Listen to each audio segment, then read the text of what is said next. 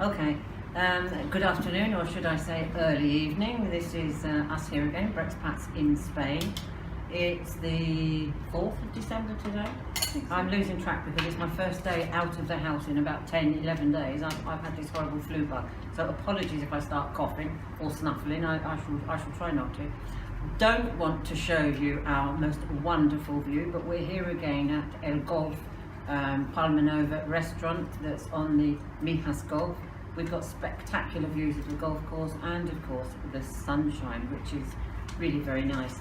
You would almost think it was an early summer, late spring day, I think, so we're very lucky, and apologies to all of you that are suffering the cold. But anyway, so what are we going to be talking about today? Well, obviously I'm Anne Hernandez, President of the Association Brexpats in Spain. We are just two of us today. Sharon Hitchcock is busy working. She just got back from the UK tonight, so we can't, last night, so we can't stop her working. Obviously, lucky girl, I wish I was. But anyway, sitting next to me is Judy Filmer. Okay, we're going to talk today about residencias. as one of the things. As one of the things. We are, and I've got it all written down so that I don't get it wrong. I'm doing quite a lot lately, helping people get their residencia. We've said it till we're blue in the face, blue in the teeth. No, we don't. You don't say blue in the teeth. No. Blue in the face. Get yourselves, those that are resident here, get your residencia, get your padron, get your driving licenses, etc., etc. And whilst we might have until the end of the transition period, being December 2020, we might not. So the sooner you do it, obviously, the better it's going to be. And if you have settled status, which is likely to be looked on rather more favourably after Brexit, then all's well and good. So, residencias, right. In the first instance, if you are here for more than 90 days, you should apply for your residencia.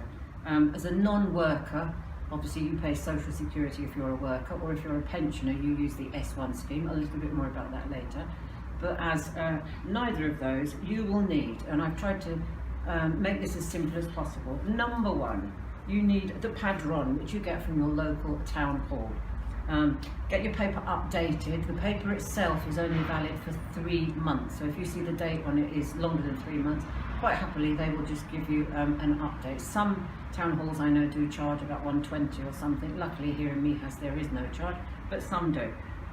So if it's older than 3 months, get it updated. It doesn't mean you've been taken off the padron, which is like the register of residence here. It just means that your paper itself is not actually valid. Right, so padron. Number two, you need your passport, which we all have, obviously. And copies. And copies, I'll come to that in a minute. Sorry. And medical insurance. Now, there's quite a lot of issues with this medical insurance because you have to have an insurance with one of the companies that are actually authorised, recognised by the authorities here. And I know some of you have come unstuck because you've taken obviously the cheaper option. Don't we all want to save money? But then having found out when they present it that that company is not actually recognised. So it has to have no copagos, sin copagos, which means a bit like your car insurance, it shouldn't have any excess. It has to be fully comprehensive with nothing extra needing to be paid, which is why it costs a little bit more. I have managed to negotiate with Spain's leading health insurance company, Adeslas, a fantastic deal, I think, for our members. Just contact us and we can forward you the details, or certainly give you the number that you'll be needing. And you just fill out the application form, which is now also in English, and the conditions that are also printed in English. Quite a long document. I had quite a lot of trouble sending one recently because I think it's 42 pages long, but it is in English as well. So anyway, medical insurance. Some provinces, even some boroughs, municipios, are using their own rules, and I know it is a national requirement that you should have paid up front for 12 months because it would be very easy to cancel it otherwise, thereby meaning you haven't got 12 months cover, and if you got ill, who's going to pay? But some provinces, some municipios are saying you only need 1 month paid up front, so please do check with your local authorities as to what your requirements in your area are. If you're a non-EU, by the way, it's quite different, and I will explain that in a minute. Right, so that was number 1, 2 and 3. 1 padron, 2 passport, 3 medical insurance. Number 4 is your proof of income. And as an EU citizen, which we still are until the 29th of March, you need proof of a minimum of €5,178.60 per annum per person in a bank account, with ideally the last 6 or at least 3 months statements. Now, if you have it in a Spanish bank account, obviously that would probably suffice, but if you have it in a UK bank account, you will need those statements translated, and sometimes even by a sworn translator, meaning they have to have the stamp on them. So that will cost you a little bit extra, but again, contact us. We've got lots of contacts that will help. If you're a non-EU citizen, as of the 29th of March, the income you have to have proof of is 25,816 per annum per person, which is a huge difference. One of the reasons that obviously you need to get it done whilst we've still got the requirements for being an EU citizen. Okay, so to recap: 1 padron, 2 passport, 3 medical insurance, 4 proof of income. Number 5 is the appointment, very important, and now you can make it online, which is wonderful. Better than previous, when you had to start queuing at stupid o'clock in the morning just to get a ticket to tell you when you could make an appointment. And if it's anything like our local, the national police station here locally, if they had too many people for the number of tickets they were issuing, then they would just say, sorry, no more today. So you might have queued from 7 o'clock in the morning to then find out 2 hours later you're not going to be seen that day. And that was just to make an appointment. So number 6 would be you fill in your online application at the time of requesting your appointment, and the payment forms. Then you print them off, you sign them, and you date them. And just to give you an idea, the application form is the EX18, number 18, and the payment form is Modelo 790, and I believe it's currently €12. I could be wrong, so don't quote me on that. Online, you'll need to go to www.sede.administraciones.publicas.gov.es, and then you advance, proceeding to the site through to Policia, and on Policia you need to click on Certificado de Residente or No Residente, certificate of resident or non-resident. Okay, you then need to take your payment form, your Modelo 790, to a bank before the appointment, because you can't pay when you get there, and pay and make sure you get it stamped. You then have to photocopy all of your documents and go to the National Police Station for your appointment time. Can you say appointed appointment? I suppose you can. for the appointment time that you've been given. And they will take it from there, and then you have to wait, obviously. Sometimes they will do it on the day. You might just have to wait after you've seen the police officer. Then they will then come out with this little green piece of flimsy card, let's put it like that. I've got it in my bag. That you are not allowed to laminate, plastificar in Spanish, nor are you allowed to fold. So make sure you keep it in a little plastic wallet that isn't a sealed one, because if you lose it, well, take a photocopy as well, because that's what you would be needing as proof at the police station when you make your denuncia for a loss. You've got your copy. We'll show that in a minute. Yeah. Okay, if you were a pensioner, you follow steps 1 and 2, which is you need the padron, you need your passport, but 3 and 4 are slightly different. As a pensioner, and I've just answered somebody today, they are assuming at the age of 65 they are a pensioner. Well, yes, but no. It's in possession of your UK pension. Obviously, some of the ages are slightly different, 66, 67 upwards. I think the UK keeps changing the rules, I'm not quite sure. I'm not sure now with the ladies, because they've been doing that. All men, yes, they're going up, but I know from 60, from the ladies receiving pension, they're 60 now, they're extrapolating it every year so that it's getting higher and higher. So, and they're even talking about eventually it'll be 70. Oh, I should live that long. No, it's the culling of the elderly, I'm convinced of it. Anyway, so follow 1 and 2, but instead of 3 and 4, instead of proof of income, you need your S1 certificate that you will get from your UK pensions office.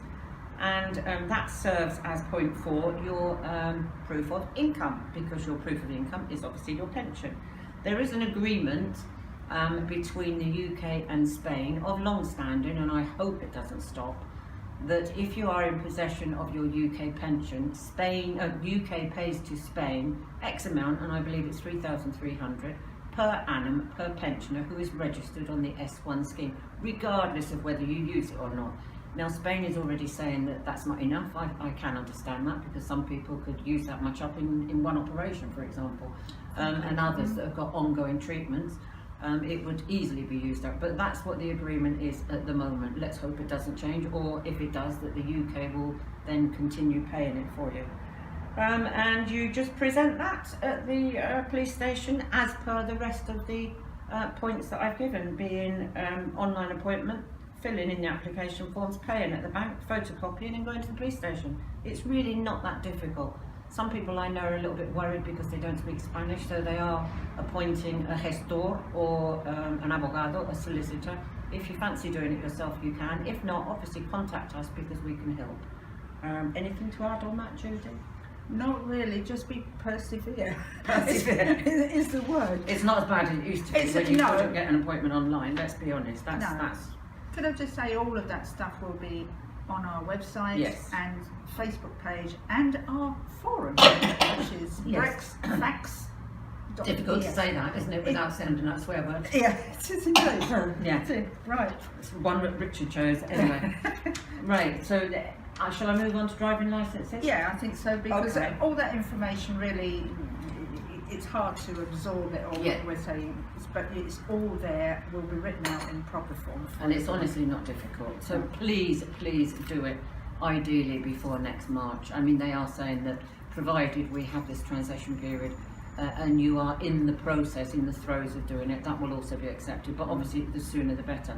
The other issue, of course, is that Spain doesn't have the resources to employ, to facilitate more administrative staff. And why should they? Well, I was just about to say that. So- Neither, in my opinion. No. Why should they? We're the ones leaving. Why should it cost Spain? And I'm only talking Spain. It's obviously the other countries too. But we do have the largest group of British immigrants in the EU. Next, I think, is France. Or is it the other way around? I can't remember. But we've certainly got over 300,000 here in Spain, many of whom are not registered, many of whom are now a little bit worried and trying to get registered, many of whom, I hasten to add, are moaning because of the queues. Well, sorry, it should have been done a long time ago. Don't leave it to the last minute, is all I can say. I'm not wishing to sound moany, but In It's Alicante true. at this moment, they're actually refusing appointments until after March, April time. Yes, so I don't think we're in that situation No. down south. No, but, we're not. Certainly. And if you do have that problem, please contact us, let us know, and we shall inform the consulates, because they are taking that up with Spain, because you as an individual immigrant here, British immigrant here in Spain, should not have to suffer that, so they are trying to do their best for us. Okay, so driving licences, right, so you've got your padron, you've now got your residencia. After 2 years as a resident, you should, as a legal requirement here, have a Spanish driving licence. That doesn't mean you've got to take a test in Spanish. It just means a simple exchange of your UK Euro driving licence, provided it's the biometric one with the photo. If it's the I old can't believe fashioned anyone still has the old well, green some, driving license. some probably Or the little red book. I Do don't you remember those? that. Yeah, gosh, that was the first one I ever got. Okay, so let's assume you've got the card. There's also, I believe, a piece of paper attached to it that identifies the what do you call them? The groups that you can drive. There is. I think it's a pink piece of paper. It might be a green piece of paper. I know I had to hand mine in. I did mine a long time ago, but anyway. You don't Right. get that anymore. You don't get that anymore? Okay, In well, England, no. well, some might still have it. Okay, Yes. so you will need, and again, I've tried to simplify this into 9 points. Number 1, your residencia. Number 2, your padron, making sure it's in date. Number 3, a medical certificate that is available from one of the authorised centres here. It's not a doctor, it's not a doctor's medical, it's a very brief, I think they might check your heart and your blood pressure, but Eyes. mostly it's your hand and eye coordination that they're trying to check. And you sit at a computer, a bit like a game, but a very old-fashioned type of computer, and you have to sort of bring in the left to the right along a road when the dot is in the middle, so to speak, and it bleeps quite a lot, and you might think you're not doing very well, but it might actually mean you're doing extremely well. Mine bleeped lots of times and I thought I'd failed, but then she told me I was 98% in range, so that was good. It costs approximately €35 upwards, obviously, but you get that separately. So you've got your Residencia, your Padron, you now get your medical certificate. You then need 2 passport photos, which are not the UK size passport, so you can actually do these in a photo booth. And you will see on the photo booth, it will say that they are suitable for carnet de conducir, driving license. They're slightly different to ours size-wise. I suppose we're still talking in inches, are we? As opposed to millimetres or centimetres or whatever. Okay, you will need your driving license and the paper part if you have it. And again, thankfully, online appointment at Tráfico. It will avoid the long queues. There is still a certain delay. I know in Malaga it's about 3 months, but there's a way around this. Instead of clicking on canje, which is exchange of your driving license, click on renovación, which is renew, provided it's still valid. It's a way around, and you can probably get an appointment within the next week, really, next week or 2 weeks. This is very good tip. It is. It is much quicker. So you need to go www.sedepal.dgt.gov.es, and again, all of that information, that address will be available on the web and the forum and Facebook, and yes, everywhere. Yes. Yeah. Okay. And click on solicitar cita, request appointment, paso number 1, dot phases, it means steps. And if you do it under trámites, then that's the way forward. It might be a little bit confusing because it actually is all in Spanish. Anyway, you've got your appointment. You have several different choices. You have to identify where you want the appointment. You have to put in your full name and your surname and your NIE, and then click to confirm the appointment. You can get a reminder of that appointment sent to you via an email or a mobile or a message, or you can just not bother and make a note of it in your diary.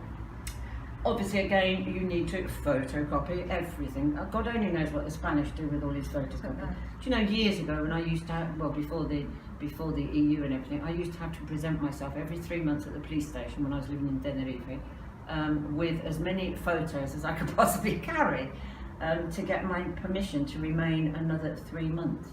And if they like the look of me or they like the look of my photos, fortunately I was younger then, so they might have done, I got a stamp in my passport to say I was allowed to remain for 3 months but not authorised to work. What they did with all of those photos, I honestly don't know. Probably pinned up somewhere in the room. Yeah, probably. I don't think so, but anyway. Right, so photocopy everything, and then number 8, you go for your appointment and you fill out the form there. You don't need to do that online. You fill it out there and you pay there, only by credit card. They won't accept cash, so make sure you've got the facility to do that. And then point 9, the last one, is they will give you a temporary license, which is valid for 1 or 3 months. And they now send your license to your home address, so make sure you give your full and proper address. Some of us here in Spain have different postal addresses to the one actually probably pinned on our gate. Our house number is different to that that's on our gate, or even on our deeds, our escritura. So make sure you give your full postal address. And that's it. Points 1 to 9. End of. Wonderful. Can I just say it's a lot more simpler now since Tráfico started the appointment system. And instead of having the huge queues outside the door now, it's very, very organised. And you don't even have to go and register with anyone. There's a machine that says you have to punch in all your details. Like you do at the post office. Yes, What is it and you're coming it's to do? absolutely smooth as anything. Yeah. Now, just on from that, having mentioned pensioners that want to register on their S1, if you need to do that, when you've got your Residencia, you go to the Social Security Office, your local Social Security Office, or again, you can make an appointment online. Take all your paperwork and photocopies, your S1, your Residencia, your passport, your Padron, etc. Fill out the form. A lot of them will do it for you.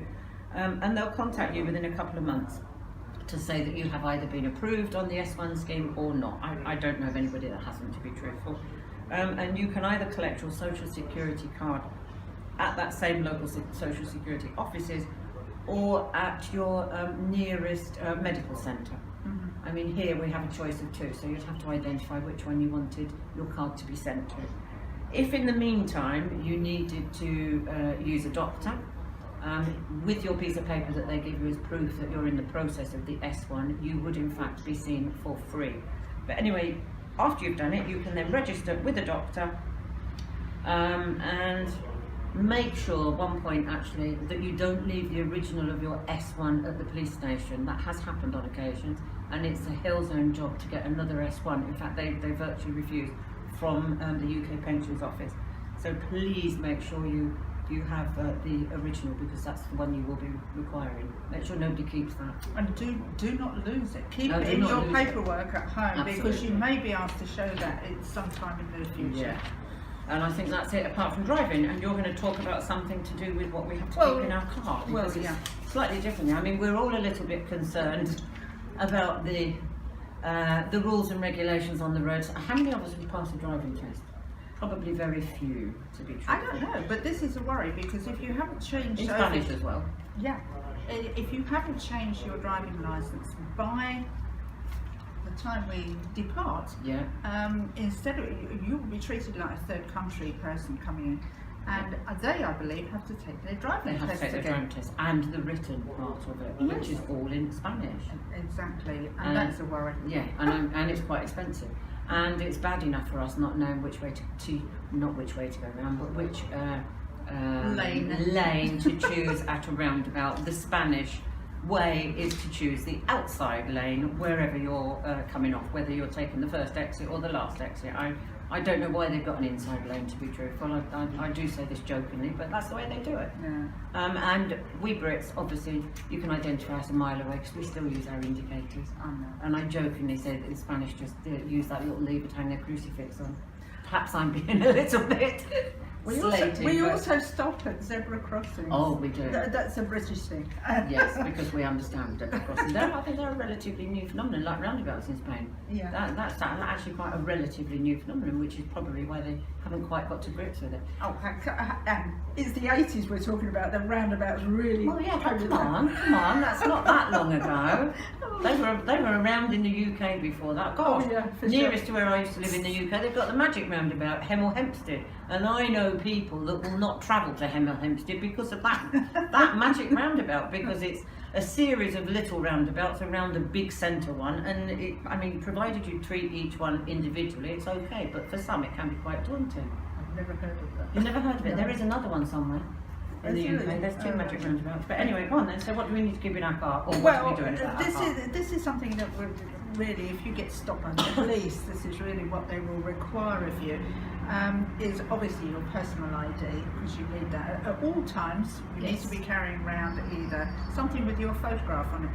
I think your driving licence will probably cover it rather than carrying your passport. However, let me stop. Yeah. If you are carrying your if you're not going to carry your passport and you don't have a driving licence with a photo, you need to have your passport photocopied but sworn by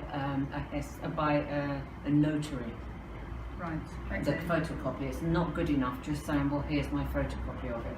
I had heard you could take it to the town hall. You probably can. Is that the same? Yeah. Right. Okay. Fine.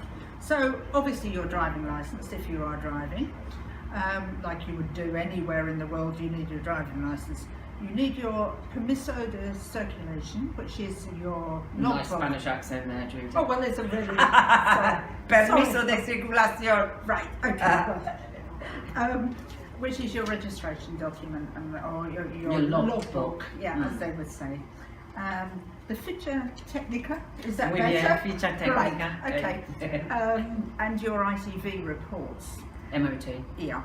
Now, those I would actually copy, because I don't think you should have the originals of these things in your car. Make sure, if it's necessary, you need your ITV sticker on the window. Yeah. These are all very basic things. Yeah. You need 2 warning triangles in case you have an accident or you break down anywhere. You need 1 yellow jacket, but I would always have 2 in there just in case. What, to put both on at the same time? No, in case you have a partner with you. They can sit in the car and wait. Right. If you've got a trailer, interestingly enough, if you've got a trailer in the car, you need a fire extinguisher. These are all things you need by law to carry in your car. Which you can get, and they have to be updated every 12 months. I didn't know that either. Yeah. Right. It's recommended, although it's not necessarily a legal requirement, that you carry a copy of your car insurance, which I think most of us would do, and proof of payment of that car insurance. Yeah, nowadays the police, with the networking of information on the computer, they can tell if your car is insured, they can tell if your car isn't even MOT, ITV. It's all on the computer. Number plate recognition. Yes. And yes, it happened to me when I got stopped. And a receipt of your car tax payment, which you have paid at the town hall. So they're all the things that payable on the 1st of January. Oh right. There again, I didn't know that. Yeah, that's the earliest you can pay it. All right. Okay. Well, I usually wait then until October, or November the 20th. Yeah. Around about that date is the last date of payment for that. Yeah. All right. Okay. I've never seemed to be in time for all of that. No. And getting I think there's like a discount too if you pay. There early, is, I isn't do it? believe, Right, 5% okay. in Vigas, might be more in other areas. That's another advantage of being on the Padron. Check out what your province, what your local area offer you. Some of them offer discount on water, electricity, special clubs and excursions. Certainly EV for and pensioners. Basurda. Certainly for pensioners. Yeah, there's Very good. It's a win-win situation. I've said it all along, but Yeah.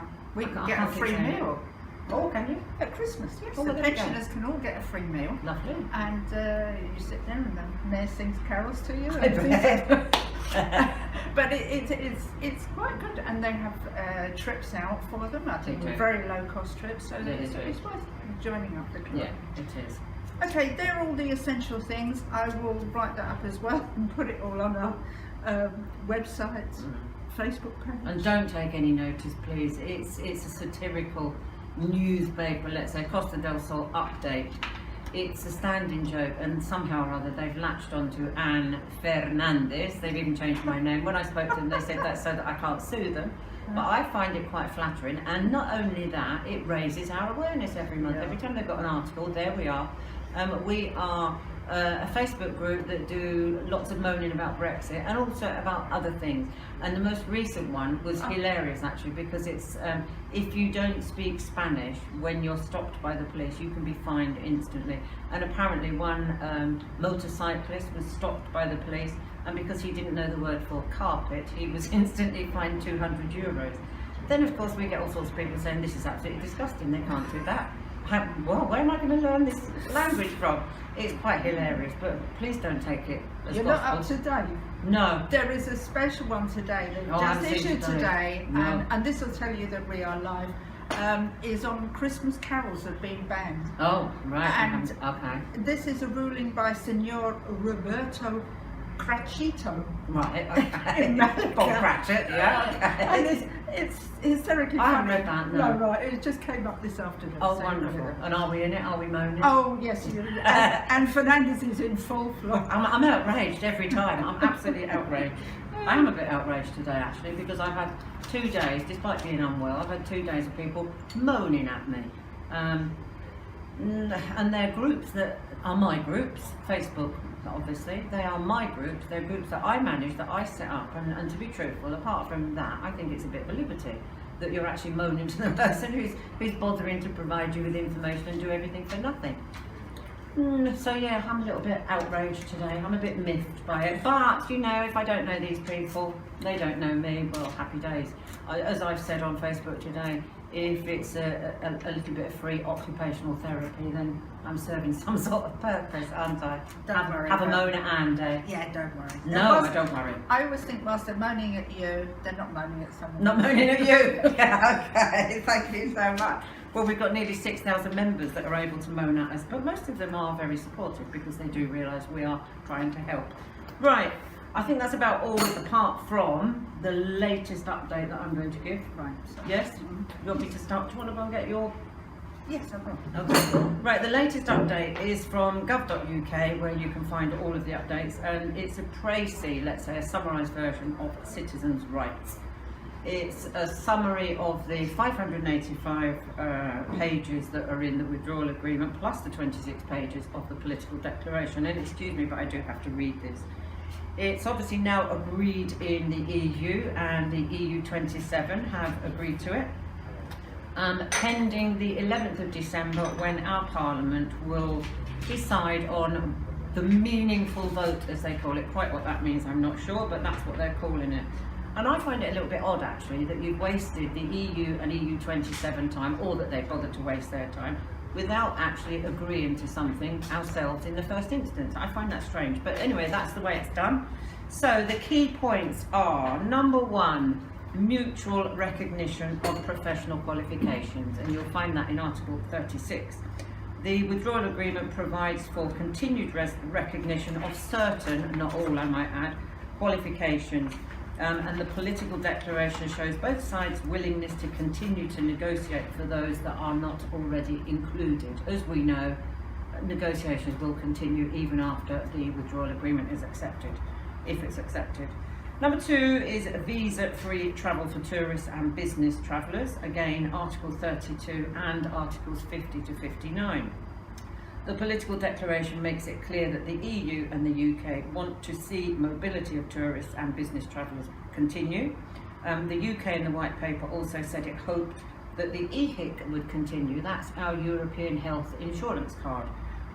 If you are a holiday maker, let's say, or a business traveller, you're not resident here, and it will allow you to treatment for emergency treatment only. So it's not an ongoing treatment, it's an emergency treatment. Let's say you fall over, break your leg or cut your hand or something.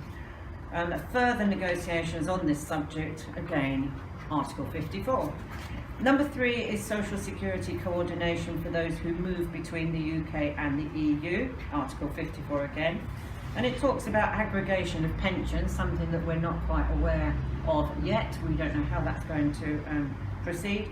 And uprating them. Reciprocal agreements will obviously be needed for this, I fear. I'm not sure that that's going to be the case, but let's hope. Right, aggregation of pensions, what does that mean? It means that if you, I believe it's 30 years in the UK, you have to be working before you can claim a pension. If you do not reach 30 years working in the UK, let's say you've worked 20 years in the UK, 10 in another EU country, and let's assume it was Spain, you can aggregate, join together that 20 and 10, giving you the full UK pension allowance, 30 years. In the UK, we don't know if that's likely to continue, which might be a bit of a problem for those that haven't reached the full required years in the UK. Number four, onward movement, Article 50 to 59. I'd have to say it's an ambitious list of wishes. Santa Claus might be interested, but it will require further negotiation again after exiting. So all of this, as you can see, is very, and they use the word broadly quite a lot. It's all still very vague and ambiguous. Number five would be settled status.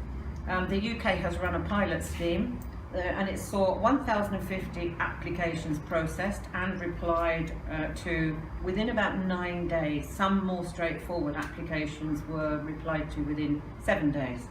94% said that it was an easy process. The second phase is happening at the moment until the 21st of December, and it could include 250,000 applicants that want to remain settled status in the UK. I wish they would do something sooner here in Spain. It's all being left to the last minute for us. I mean, it's really, you know, we can't just decide to up sticks on a whim on the 29th of March at a minute to midnight, can we? We need forward notice, forward planning. And then number six is contingency plans for no deal. And the Commission has published a preparedness report that includes the time the UK nationals have spent legally residing in the EU, that's us, as we mentioned, the longer the better. Before exiting, they will count towards your settled status in the event of no deal. For long-term residents, obviously, because we will then be third country nationals, and we're hoping Spain looks kindly on us. After 5+ years, it should allow us to continue to access employment, education, social security benefits and family reunification, hoping. The second point under contingency plans that are of interest to us are the UK nationals that should be allowed to apply for Residencia before exit to prevent admin delays. As we've just said, there's lots of admin delays here applying for Residencia, but Spain just doesn't have the resources, and other countries the same. And the last one is UK nationals that are able to travel visa-free to the UK for short and business trips, as long as the UK reciprocates the same for the EU nationals to the UK. That should be one of the deals in place. Who knows? We won't know until the 11th of December. I'm not overly hopeful. I don't think we're going to get a surprise Christmas present. No, I don't think we're going to get a surprise Christmas present. What, do you think Theresa May is going to continue? I think it would be very hard to move her. she's rather she's dug her heels in somewhat. She's really hasn't she? entrenched there, and She I is. don't think she really wants to give it up without a No, struggle. she doesn't. She which will could certainly be go down in history Right. for one reason or another, and I won't name those reasons. I'm sure we'll feel the same. Right, Judy, what have you got to show us? Well, just basically, that is my Residencia. Residencia. The little green, horrible. It's just got a bit of plastic on the back, and I got my previous one. I got told off very badly by the lady in Torremolinos police station because I had it plastified. No, you mustn't do that. And no I didn't laminating. know that, and I no thought I'd been very folding. good for that. Yeah. So that. Mine is still the old A4 paper. Right. Well, that is not to be confused with that, which is No. a photocopy, because that was the NIE I was given when Yeah. I first bought a property over here. Right. And That's I've still, proof of your but NIA. although it's the same number, the Yes. number remains the same, but it's a difference in yours Yes, and together. your number for life. Unlike our British passports, and I find that odd. What do they do with all our old numbers when we renew, when we apply for a continued renewal on our passport? We get a different number altogether, which is They're really waiting very for us all strange. to die, and then Well, they and hand then those they out can again. Do you know from helping somebody who sold their property here, and I was helping to translate, who had at the time lost his passport, so he had applied for a new passport, which he had, because the number on the new passport did not match the number on his deeds of the property he was selling. Oh, yeah, The that's notary problem. refused to accept it was the same person. He had to get proof from the UK. We couldn't sign on that day. Actually, that happened when I was buying my house. Did it? The gentleman we were buying from had all sorts of troubles because he changed his passport in Yeah. between buying it And on the deeds, it's the original and number. we really had to sit there for ages in the notary's office whilst certain people were phoned. I don't Yeah. know who they No. phoned, but they did. But of course, it's not a problem for the Spanish because they have their identity number issued at birth, and it's the same until they die. That doesn't change. Okay, this is also What we got here? Oh, it's The- your padron. this is my padron. Mhm. And when you go, this is the one that remains with me for 5 years, Yeah. I think, because I'm resident. It lasts for 5 years rather than 2 years. Yeah, because as a non-EU. And yeah, but if I needed to go and buy a car, I go up to any of this Yeah. officialdom that we've been talking about. You go up to the town hall and say, I want a copy of the padron, please, and they'll give you like a certificate type With one. a current date, Yeah. because the paper itself is only valid for 3 months, even Yes. though your registration is valid for 5 years an EU citizen. Okay, well, Anything else? What else have we got to show? Oh, look at all of this, Judy. this is my life. We in haven't a got the little last will and plastic testament, folder. have we? No, but By the way, we should be talking about that next week. Wills, testaments, and what was the other issue we were going to talk about with it? Oh, unfortunately, the Death. horrible case of death in Spain, which is really very different. yes, okay. Anything else? I don't Judy's think not so, going to no. reveal her last will and testament. No, I'm not at all. Yeah. I've left it all to Battersea Dog. So. Oh, well done. You obviously didn't do it as per the Spanish law, because No, you that's- can't do that in the Spanish law. Never mind. That's the subject for next week. That's a subject for next week. So thank you ever so much, everybody. I hope we've given you enough information to lead you on your way to get your Residencia and your driving license. Don't forget, we've talked about the padron. You know what that is. It's not the same as voting. That's the censo electoral, or the registro electoral, your electoral register. But you need to be on the padron in order to get that. Again, ask at your town hall. Though I am told of late that you cannot now check if you are on it, you have to do that online via your digital certificate, which is something else we perhaps need to talk about. I think we do. I haven't got one of those. Everything is going digital certificate nowadays. That's the one way of identifying yourself. It's your digital signature, safe and secure digital signature that nobody else can use apparently. So that's nice. So no fraud. No ID fraud and everything else. Allegedly. Well, until someone rumbles how to do it. But okay, so I think that's it. Next week, as I say, it will be the sad case of death. Very different in Spain to the UK. And wills and inheritance, which you can still do under the law of the UK, not the law of Spain, for your Spanish assets I'm talking about. But we and our experts, hopefully solicitors, etc., will be coming in and talking to you about that. So thank you ever so much, everybody, for listening. If you've got any questions, please do post either below this video or on our Facebook page or on our forum. I suppose you can post now questions, and then obviously we can hopefully put them to our experts to get them answered for you. We're not experts; we're just concerned amateurs. But we use our experts. Yeah, but if you need help getting your padron, all these bits and pieces we've talked about, ask us. Yeah, ask us, because we've done the negotiations in advance and got the best deals possible. Thank you ever so much. Thank you. Bye. Bye.